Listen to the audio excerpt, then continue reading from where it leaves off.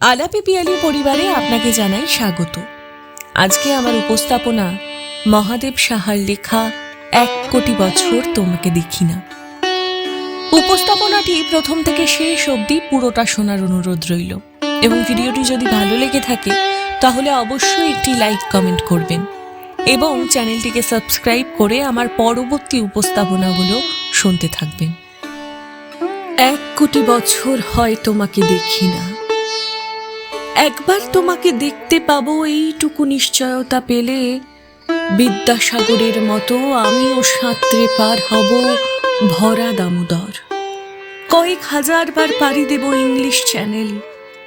তোমাকে একটি বার দেখতে পাবো এটুকু ভরসা পেলে অনায়াসে ডিঙাবো এই কারার প্রাচীর।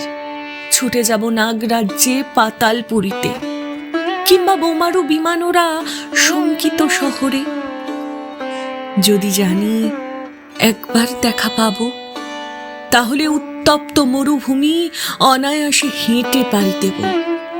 কাঁটা তার ডিঙব সহজে।